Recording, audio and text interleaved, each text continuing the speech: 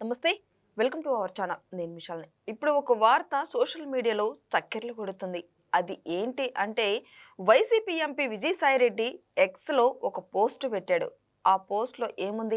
ఇలాంటి అంశాలను చర్చించే ముందు స్టూడియోలో ఉన్నారు senior journalist doctor Kanakadurga Vadlamani గారు ఉన్నారు. వారిని అడిగే విషయాలను తెలుసుకునే ప్రయత్నం చేద్దాం. నమస్కారం మేడం. నమస్తే. మేడం, విజయసాయిరెడ్డి వైసీపీకి రాజీనామా చేసిన తర్వాత ఇటీవల ఈరోజు చూసుకున్నట్టయితే ఎక్స్‌లో ఒక పోస్ట్ పెట్టాడు. హిందువుల్లో ఎవరన్నా ఏమన్నా అన్నా సరే ఒప్పుకునేదే లేదు, కుట్రలు చేసినా ఒప్పుకునేది లేదు, మత మార్పిడి చేసినా ఒప్పుకునేది లేదని ఒక పోస్ట్ పెట్టాడు. నిజంగా ఈ పోస్ట్‌ని ఏమనిపిస్తుంది మేడం మీకు? ఏమనిపిస్తుందేంటి? ఎందుకు పాపం ఇంత ఆలస్యంగా పోస్ట్ పెట్టారా అని అనిపించింది. ఎప్పుడో 6 ఏళ్ల క్రితం పెట్టాలి గదా! లేదు 2004 తర్వాత కదా పెట్టాలి.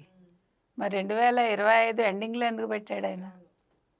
అంటే జరగాల్సిన డ్యామేజ్ జరిగిపోయాక ఇప్పుడొచ్చి మాట్లాడుతున్నారంటే, అంటే విజయసాయిరెడ్డి ఇంకేదో బెనిఫిట్ కోసం చేస్తున్నాడు. ఏంటా బెనిఫిటు?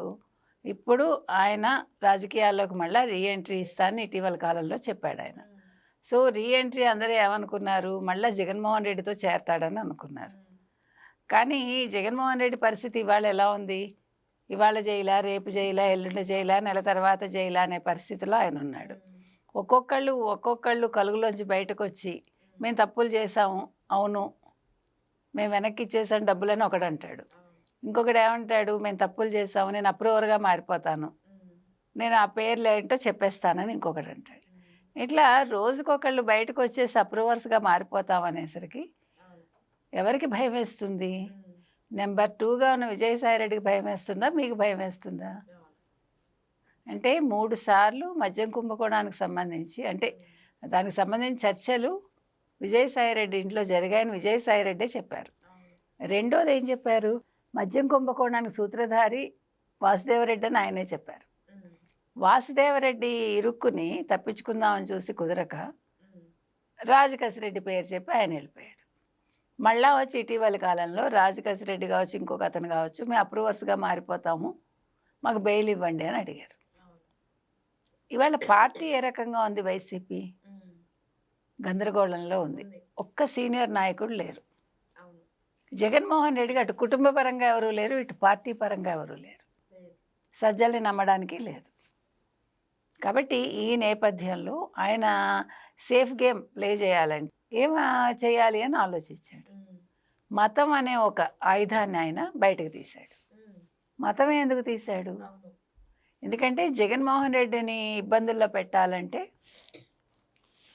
మతమే తీయాలి. మద్యం కుంభకోణంలో జగన్మోహన్ రెడ్డి పేరు ఈయన చెప్పలేదు. సో రేపొద్దున జగన్మోహన్ రెడ్డి విజయసాయిరెడ్డి పేరు చెప్పకుండా ఈ మతం అనే ఒక అంశాన్ని తెర మీదకి తీసుకొచ్చారా విజయసాయిరెడ్డి. సో ఇప్పుడు ఈ మతానికి సంబంధించి ఇంకొక అంశం ఏంటంటే, బీజేపీలో చేరాలంటే మతం చాలా ప్రధానం. సో బీజేపీలో చేరాలంటే మతం అనే అంశాన్ని తెర మీదకి తీసుకొస్తే అమిత్ షా దృష్టిలో పడతాను. ఇప్పుడు 2004 నుంచి 2024 వరకు సుమారు 7030 చర్చిల దాకా ఆంధ్రప్రదేశ్లో వచ్చాయి. అంటే అందులో అంతకుముందు నిర్మించినవి కూడా ఉండొచ్చు, కానీ ఎక్కువ శాతం వచ్చాయి అందులో. రెండోది, మత మార్పిళ్ళు చాలా ఎక్కువగా జరిగాయి.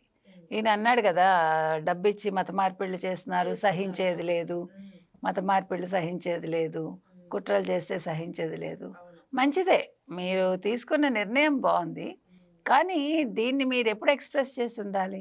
2005లో తీసుకుంటే బాగుండేది ఒకసారి, లేదంటే 2020లో తీసుకుని ఉంటే బాగుండేది. 2025 డిసెంబర్లో ఎందుకు తీసుకున్నారు విజయసాయిరెడ్డి గారు? ఎందుకంటే ఇప్పుడు విజయసాయిరెడ్డికి ఉనికి కాపాడుకోవడం చాలా ప్రధానం. ఈ కేసుల నుంచి తప్పించుకోవాలంటే ఉన్న ఏకైక మార్గం బీజేపీ, అమిత్ షా. అమిత్ షాని ప్రసన్నం చేసుకోవాలంటే మతం అనే పదం తీసుకొస్తే ఆయన కొంచెం కరిగిపోతాడని అనుకుంటున్నాడు. అయితే విజయసాయిరెడ్డిని తీసుకోవటానికి కూటమి అనుమతి అవసరమా అనేది తేలాలి. చంద్రబాబు నాయుడు గారు ఒప్పుకుంటారా? ఎందుకంటే ఇటీవల కాలంలో కూడా ఆయన కొంచెం ఘాటుగానే విమర్శించాడు విజయసాయిరెడ్డి. అంటే కూటమికి సంబంధించి కావచ్చు, మరొకటి కావచ్చు, వ్యక్తుల పరంగా కావచ్చు. కాబట్టి బీజేపీ అంగీకరిస్తుంది. ఒకటేనండి విజయసాయిరెడ్డికి చెప్పేది, విజయసాయిరెడ్డి గారు మీ రాజకీయ అవసరాల కోసం మతాన్ని అడ్డు పెట్టుకోకండి. మీ రాజకీయ అవసరాల కోసం కొత్తగా మీరు జగన్మోహన్ రెడ్డి మీద కోపం ఉన్నట్టు నటించక్కర్లా. అది చెప్తున్నాం మనం. కాబట్టి ఇవాళ విజయసాయిరెడ్డి ఏం మాట్లాడినా ప్రజలు నమ్మే స్థితిలో లేరు. అసలు 1,00,000 కోట్ల క్విడ్ ప్రోకో చేయించింది విజయసాయిరెడ్డి. 43,500 కోట్లు జప్తు చేయించడం అనేది విజయసాయిరెడ్డి చేసిన తప్పిదం వల్లేగా. డొల్ల కంపెనీలు పెట్టకపోతే ఆయన ఒక చార్ట్ అకౌంటెంట్గా ఈరోజు స్థితి ఇంత దూరం రాదుగా. కాబట్టి తప్పు మీరు చేసే ఆ రోజు, ఆ తప్పు వల్ల జరిగిన అంటే ఒప్పు అంటే డబ్బులు రావడం వల్ల, తర్వాత పదవి రావడం వల్ల ఇవాళ ఆయన మత మార్పిళ్ళు చేయించుండొచ్చు. సో ఇందులో మీ భాగస్వామ్యం ఉన్నట్టేగా. ప్రధాన భాగస్వామ్యం విజయసాయిరెడ్డిది కూడా కదా. సజ్జల కంటే ముందు విజయసాయిరెడ్డిది, సజ్జల తర్వాత. కాబట్టి దానికి విజయసాయిరెడ్డి ఆన్సర్ ఇవ్వాలి. మరి ఏం చేస్తాడో చూడాలి. ఎందుకంటే ఇవాళ ఆయన సడన్గా ఒక మత మార్పిడిలో అనే అంశాన్ని తెర మీదకి తీసుకొచ్చేస్తే ప్రజలు మిమ్మల్ని మన్నించేసి ఆంధ్ర ప్రజలు అబ్బో విజయసాయిరెడ్డి మంచివాడు అని అన్నారు.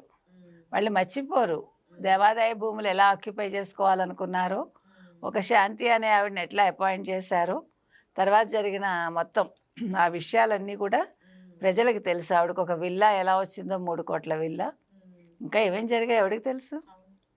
కాబట్టి ఏమి చేసినా విజయసాయిరెడ్డి గారు మీరు హ్యాపీగా వ్యవసాయం చేసుకోండి. ఇవన్నీ మనకెందుకు? మళ్ళా మత మార్పిళ్ళని ఇదని అదని. ఇప్పుడు అనిల్ కుమార్ని ఏమైనా అరెస్ట్ చేయిస్తారా, లేదు జగన్మోహన్ రెడ్డిని అరెస్ట్ చేయిస్తారా? ఇప్పుడు సోషల్ మీడియాలో అంతా ఇదే చక్కర్లు కొడుతుంది. సడన్గా విజయసాయిరెడ్డి ఇలా మారటం ఏంటి? హిందువుల మీద కుట్రలు చేస్తే సహించేది లేదంటే మత మార్పిళ్ళు, డబ్బులు ఇచ్చి మత మార్పిళ్ళు చేస్తున్నారని చెప్పడం. మరి గతంలో చేసేవాళ్ళు అప్పుడు చెప్పలేదు కానీ ఇప్పుడు ఎందుకు చెప్పడం మరి? అదే మీకు చెప్తున్నాను. ఇప్పుడు తన్ని తాను కాపాడుకోవడానికి తనకు ఒక రాజకీయ ఆవాసం కావాలి, ఒక పార్టీ కావాలి. అందుకోసం ఈ నాటకాలు. వైసీపీ పార్టీలో ఇప్పటికీ పార్టీని జగన్మోహన్ రెడ్డి బలోపేతం చేసుకోవడానికి ప్రయత్నిస్తుంటే, మరోపక్క ఉన్న మంత్రులు కావచ్చు, ఎమ్మెల్యేలు కావచ్చు, అందరూ బయటకు వచ్చే అవకాశం ఉందని మనకు వస్తున్న వార్త. మరి ఇంక ఏ విధంగా పార్టీ ముందుకు వెళ్ళబోతుందంటే ఏం చెప్తారు మేడం? ఏమండి, ఓ పక్క అసలు ఎవరైనా జగన్మోహన్ రెడ్డితో ఒక సీనియర్ ఉన్నారా మీరు చూపించండి నాకు. ఇప్పుడు ఇవాళ ఆయన మతం అనే ఒక పదం తీసుకొచ్చారంటేనే విజయసాయిరెడ్డి అసలు మొన్న మళ్ళా రాజకీయాల్లోకి వస్తారంటే అందరూ జగన్మోహన్ రెడ్డి దగ్గరికి వెళ్తాడనే కదా అనుకున్నారు. అంటే ఇవాళ పార్టీ ఒక మునిగిపోతున్న ఓడలాంటిదని అర్థమయ్యాకే కదా ఆయన బీజేపీ కోసం ఈ మాట మాట్లాడారు. కాబట్టి ఇవాళ జగన్మోహన్ రెడ్డి పని అయిపోయింది. చుట్టూ ఎవరూ లేరు. చుట్టూ అందరూ కూడా తప్పులు చేసిన వాళ్ళు, అవినీతి చేసిన వాళ్ళు, అప్రూవర్లుగా మారుతున్న వాళ్ళు, తర్వాత ఏంటి కల్తీ నెయ్యికి సంబంధించిన వాళ్ళు, ఇలా అందరూ ఉండేసరికి వాళ్ళ పార్టీ పని అయిపోయింది. ఏం చేయాలో తెలియక జగన్మోహన్ రెడ్డి కొట్టుమిట్టాడుతున్నాడు. ఒక విజయసాయిరెడ్డే పక్కకి వెళ్ళిపోయాడు కదా. ఇంకా అందుకని ఇవాళ దేని గురించి అసలు వైసీపీ ఉంటుందా ఉండదా అనే చర్చ అనవసరం. జగన్మోహన్ రెడ్డి చేజేతిలా పతనం చేసుకున్నాడు. ఇవాళ అరెస్ట్ అయితే కనుక అయితే అది ఆయన స్వయంకృత అపరాధం అంతే.